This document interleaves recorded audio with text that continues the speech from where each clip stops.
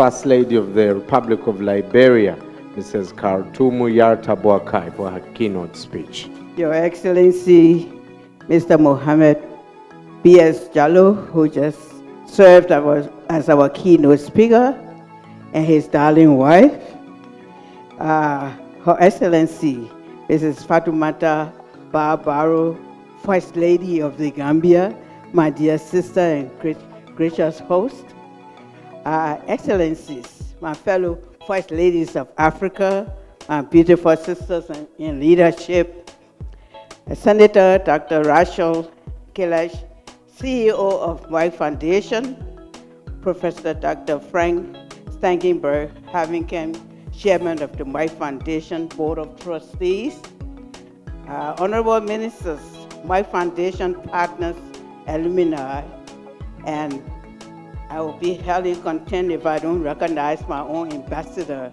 from the Republic of Liberia to Gambia and Senegal. Just wave to me, Ambassador, as well as my consular. Please wave to me. It's a pleasure having you to back me here. What a sacred joy it is to stand here in the Gambia, a land rich with history, resilience, and unity. I bring you warm greetings from the President of the Republic of Liberia, His Excellency Joseph Jomo Boakai Sr., my beloved husband. And from the land of liberty, Liberia, the country that single-handedly fought for over a century for African independence. I'm also honored to serve as a guest of honor at this historic 12th edition of Merck Foundation Africa Asia Luminary. This is a unique gathering, a cathedral of compassion where women who nurture nations meet, transcending the titles of politician wives, but as purpose-driven mothers of Africa. Let it be known, we are not here for a ceremony. We are here because we know this truth. If women are the backbone of society, then First Ladies must be the moral span of leadership.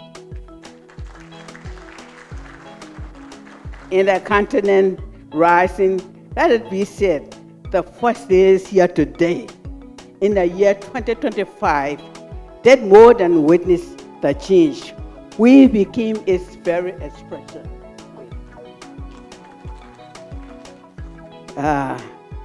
To Dr. Rachel, the visionary fire starter, and Prof. Frank, the steady lighthouse of wisdom, thank you for birthing this global platform. The Merck Foundation surpasses a foundation, really. It is the fountain of transformation across our beloved continent. It is a movement. It is a mission. I must sincerely admit that you have worked with us assiduously into ministries, hospitals, communities, schools, and the silent corners where stigma hides. In Liberia, the Merck Foundation's impact is visible and revolutionary. One, in the past 52 Liberian doctors have received Merck Foundation scholarships in critically underdeserved fields. These specialized degrees are lifesavers to communities. Two, in addition, 71 new scholarships are being processed, and the vetted candidates are preparing to join this journey. I say this without any hesitation. Some of these professionals are the first in our country in their field. The grandeur of all that I would not stop mentioning and boasting about is that our Minister of Health of the Republic of Liberia, herself, and other key leaders in the Ministry of Health in Liberia are proud Merck Foundation alumni. a demonstration of what happens when investment meets integrity. In my Liberian vernacular, I say, thank you plenty, Mike. You have gone above and beyond to train individuals and plan institutions within people.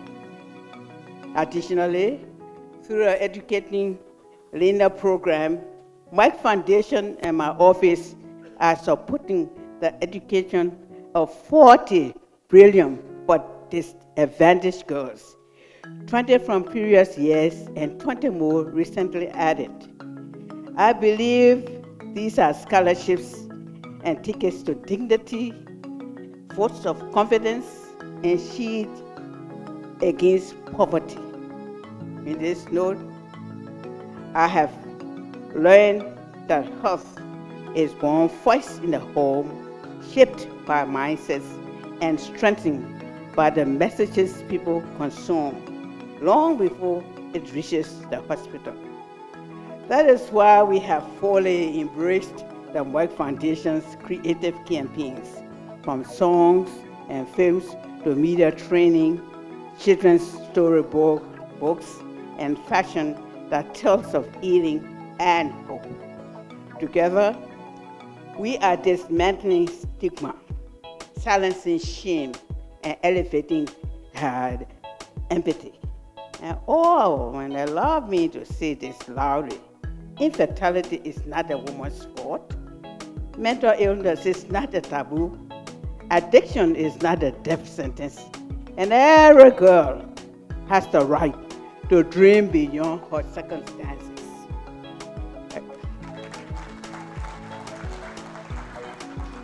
Excellencies, as you have inspired me through your electrifying speeches, presentations, and work in your various countries, I return to Liberia determined to do more.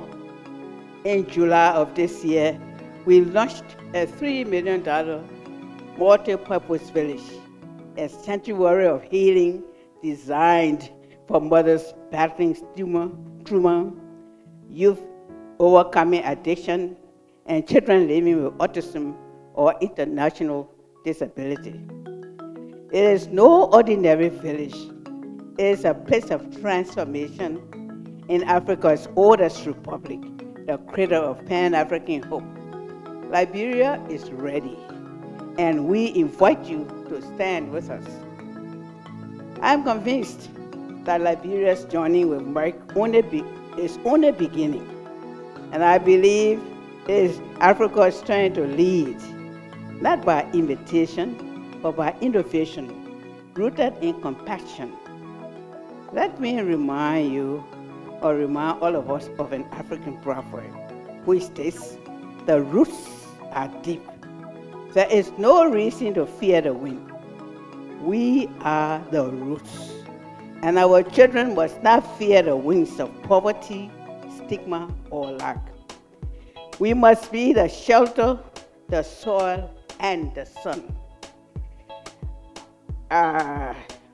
Only then will Africa rise with our daughters, leading with wisdom, with will, and with wombs full of wisdom. Once upon a time, there was a piece of clay in the hands of the potter. It feared the heat. It dreaded the fire. But the potter said, without the furnace, you will forever remain fragile. So the clay endured the fire and came out strong, a vessel fit for service. So too, we are the women of Africa, especially first ladies. I repeat, especially first ladies. Refined not by ease or by fire. And now we pour healing into nations. And Merck Foundation has been a fire that helped shape us, not to burn, but to build. My sisters, we are more than first ladies. We are the first responders to suffering, the first believers in potential, and the first defenders of dignity. Let us not live here with handshakes alone, photo ops, or adoration in beautiful attire and cute smiles. Let us live for commitments carved into policy, utilizing new knowledge learned from others, programs shaped by data, reflections applied in practice, and love sealed in nation. To Merck Foundation, I say thank you for making us stronger. To my sisters, I say, let us go home and multiply this movement. To the world, I say, watch Africa rise, led by women, lifted by mothers, and fueled by faith. I close with this. Until the lion learns to write, every story will glorify the hunter. It is time Africa tells its own story through her daughters, her doctors, and her dreams. And in this room today, I see the pens, the patience, and the purpose. Let us write that story boldly with Merck as our ink and sisterhood as our strength. And just like that lionhood remembered she was born to rule, may we too remember who we are, not ornaments of protocol, but architects of possibility. Can make anything possible.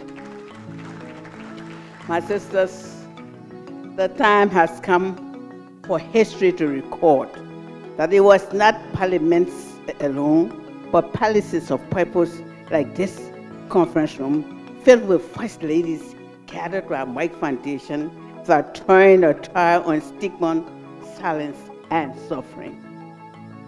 Let us roll together, not for attention, but for transformation, not for applause, but for impact.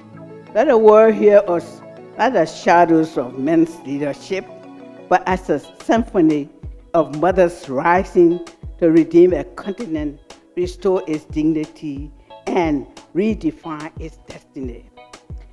We are the heartbeat of Africa.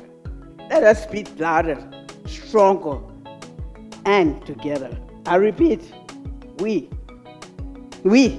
are the heartbeat of Africa. Let us beat louder, stronger, and together. Thank you. May God bless Africa, and may God bless the partnership that binds us.